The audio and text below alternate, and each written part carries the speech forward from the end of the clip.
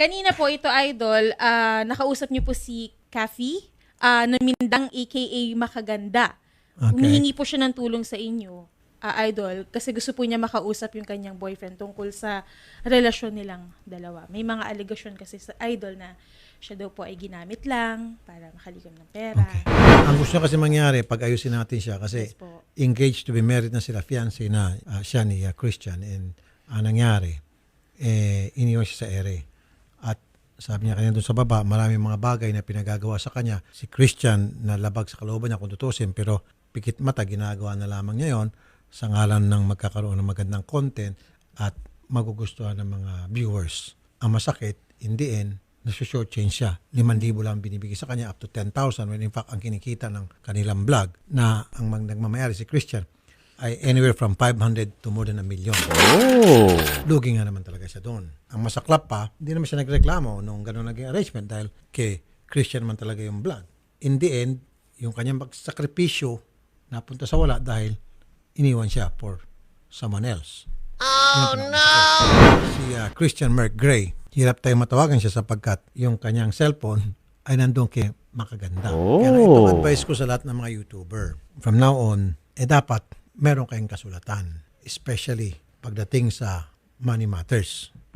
Although, nga, si Christian dapat taga ang malaking share, the lion's share, dahil siya may-ari sa kanyang equipment, lahat. Pero the fact na naghirap din to si Cafe, hindi lang basta-basta hirap na salita lang siya ng salita dyan o type-type lang siya dyan.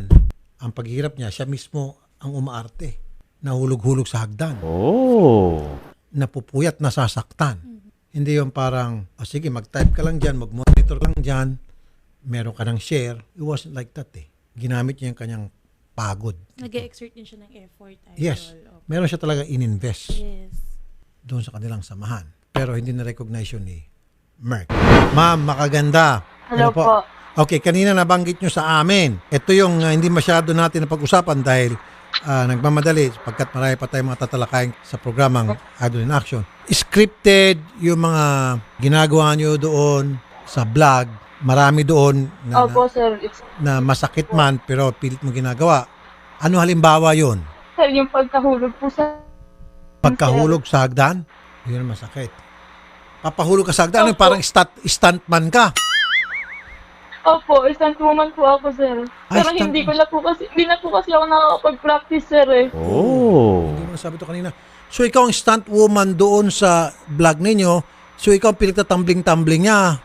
Paano kung nabalian ka? Opo, sir. Nagkakapagsa pa sana po ako, eh.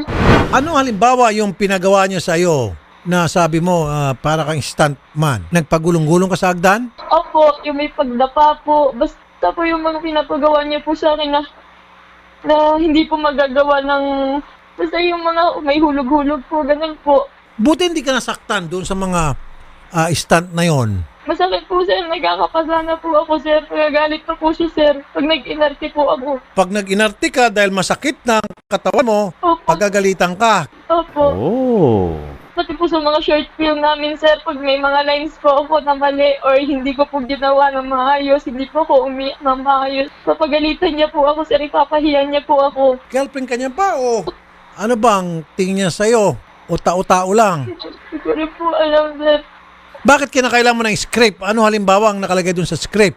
Yung mga sasabihin niya po, kailangan ko pong gawin yun ng maayos po. Okay, sorry Miss Makaganda kasi hindi ko napapanood yung vlog nyo. Ano ba yung mga contents karamihan ninyo sa vlog ninyo? Ano ba mga nandoon? Puro mga bastos po. Yung mga papagawain niya, pakita po ng po. Oh, no! Para po makakuha ng attention ng mga tao. Pati po yung pagka-hospital ko, sir, naka-vlog po. Yung nangyari po sa akin sa hospital, masakit lang po yung ulo ko, pero yung title niya po sa YouTube, para na po akong mamamatay. Dinagdagan. Opo, para na po akong pinapatay sa title niya po. Okay, para maging clickbait at maraming manonood. Opo. At- Pati po magulang ko. Pati bang gulang mo pinatatumbling-tumbling. Ang buong pamilya ko po, tinuturuan niya po kung paano. Tapos pag hindi po namin ginawa yun, sasabihin niya po, pare-pareho kayo, magsama-sama kayo. Minumura niya po pamilya ko sa akin po. Dito nga sa isang vlog, last month ito, 530,000. Wow, ang daming views to ha. Naku, talo ka rito, Sharia. Ang laki ng hinaharap. Tapos nakabikini. Eh kung ikaw ay lalaki na medyo mahilig ka sa talagang mapipindot ka. Oo. Tapos, ito I'm sure malaking kita to dahil kalahating milyon. Magkano lang kinita mo dito sa video Wala nito? po, sir. Wala po. Wala po. Wala po. Oh. Wala po. Kung tutusin, di po, kung napapanood niyo po itong vlog nila, ang nagdadala rito sa vlog na ito ay itong si Miss Ako po. Makaganda. Ikaw. Opo. Opo. Ikaw ang pinapain dito dahil ikaw yung sexy. Ikaw ang clickbait Opo. dito. Eh Opo. kasi kung siya lalaki, magtumbling-tumbling siya, mag-split siya, Wala po. Wala pong nanonood. tapos sadista pa ito siya. No bra, o meron pa Opo. rito. Ito talaga mga kapatid, talagang matindi tong si Christian. Tinitle niya, No Bra. Now, kung ikaw ay malibog at i-click mo to, abay walang bra, tingnan natin kung talagang walang bra yan. Pok, at nakikita mo itong si Ma'am Makaganda rito, Oh. nakasuot lang ng sando. 1.1 million views. Oh. Buti nagkakaroon kayo ng ads sa YouTube. Ang pagkakalam kasi ako YouTuber din po. Ano ba? Pag mga ganito usually mga title, ito yung iniiwasan ng mga advertisers. Sa inyo, nagpapa-advertise. Magaling po yun, sir. Magaling. Kinakausap niya po mismo yung YouTube, sir. Okay, kasi sa karanasan po namin, kapag halimbawa malalaswa yung content at yung picture, yung caption, limited yung ads. Naka-yellow yan. Magiging green lang yan kung malinis yung caption, malinis yung thumbnail. Tulad nito, 1.5. Pindutin nga natin. Okay. Itong nakalagay rito, itong kita yung dibdib. Subukan natin pindutin. Tingnan natin. Ha? Tingnan natin kung may ads to. Okay. May ads! Oh. Naka-green! Opo. Wow, ang galing nyo makipag-usap. Ikaw ba nakipag-usap siya? Siya po. Ito, naka-bikini.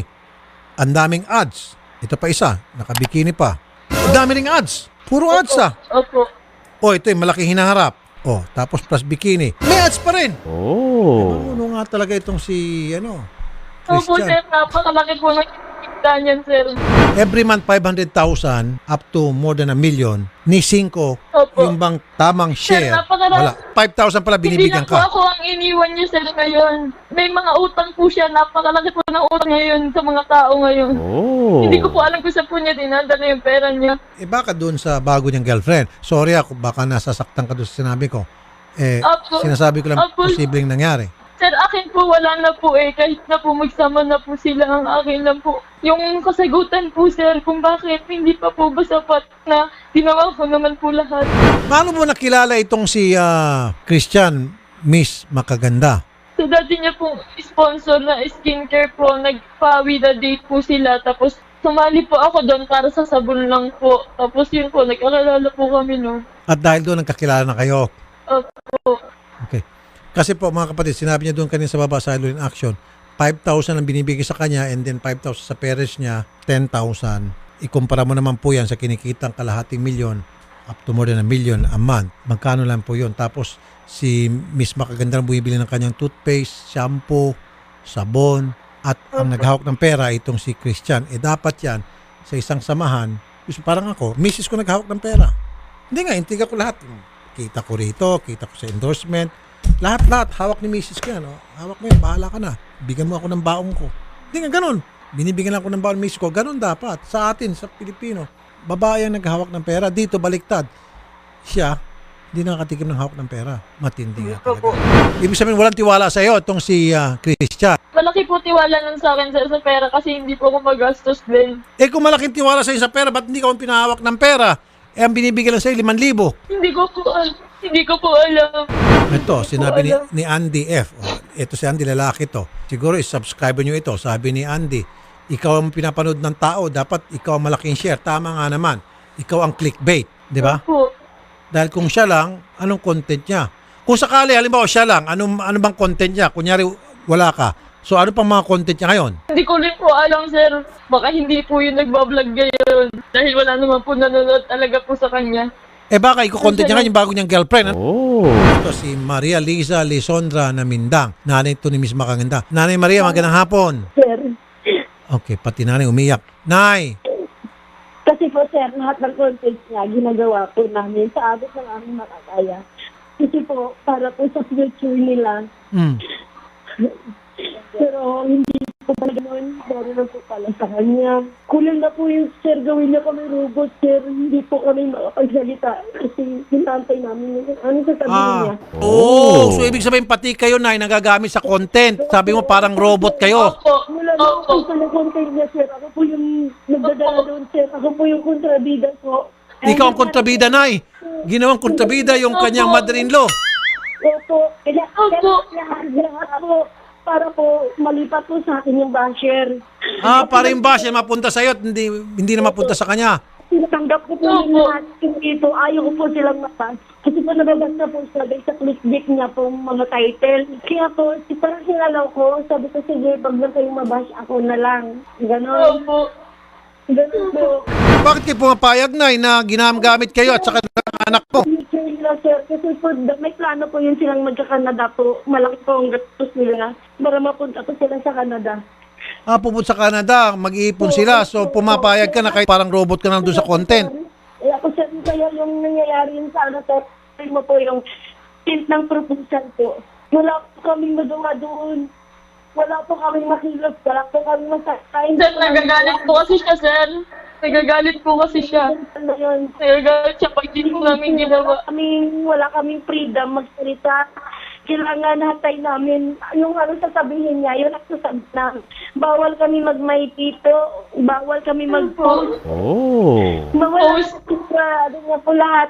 Alam po niya yan, alam ng pamilya niya po, alam nila lahat na ginagawa namin yun. Para kay Mark at para sa future nila po. Yung nangyayari, hindi naman po pala para sa future nila, para sa future lang niya. Nay, ano po yung naging kapalit doon sa pinapagawa niya sa inyo na sabi mo Wala ginagawa po. kong kontrabida? Nay, Hindi ng kapalit, sir, kung mabibigay po siya sa amin. Sir, hindi po kami mayaman. Sobrang mahirap lang po kami. Pero hindi po kami naghahangad na yumaman kasi kontento na po kami sa buhay namin. pero magkano pang binibigay sa inyo doon sa pag-participate nyo sa vlog? Hindi po, wala po siyang binibigay sa akin noon. Ang anak ko po yung nagbibigay sa akin. Oh, no! Ang anak ko si KP. Wala po akong hihingin kapalit po doon. Sabi ko po sa kanya yun. Alam na po niya yun. Alam po ng pamilya nila yun. Natulong ko po yun. Tumutulong lang ako. Pero nagbibigay siya, sir. Nung umabot na kami ng Cebu, sir, alam mo ba, sir?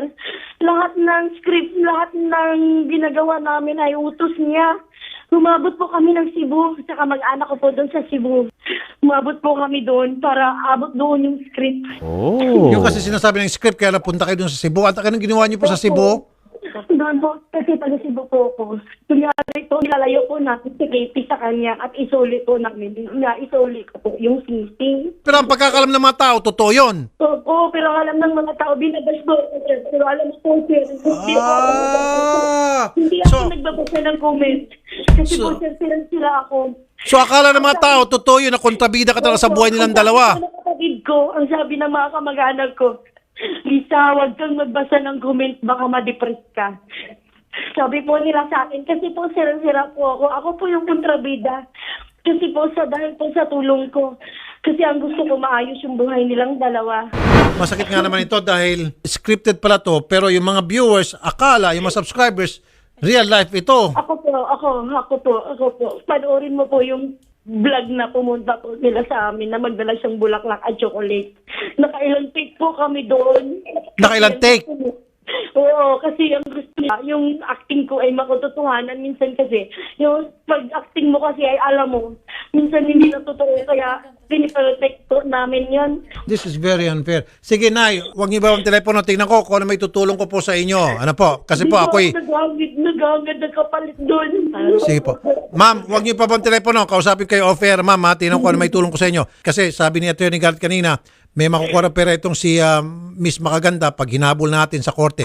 Mga kapatid, sa mga hindi pa po nakakapag-subscribe sa YouTube channel ni Idol Rafi, meron na po itong 15.3 million subscribers. So, huwag niyo pong kakalimutan na kapag nag-subscribe po kayo, pindutin niyo po yung bell button sa gilid and pindutin niyo po yung all para lagi po kayong updated at lagi po kayo nabibigyan ng notifications galing po sa Rafi Tulfo in Action YouTube channel. Meron na pong 15.3 million subscribers. Rapi Tulfo, isang taong hindi ka iiwanan. Basta nasa tama ka, ilalabang ka ng patayon. Kahit na sariling reputasyon niya ang itaya, ipagtatanggol ka niya kahit siya ang mapahiya. Ang sarap kapag panatagsan man ng iyong tungtungan, dahil merong Rapi Tulfo ka na masusumbungan.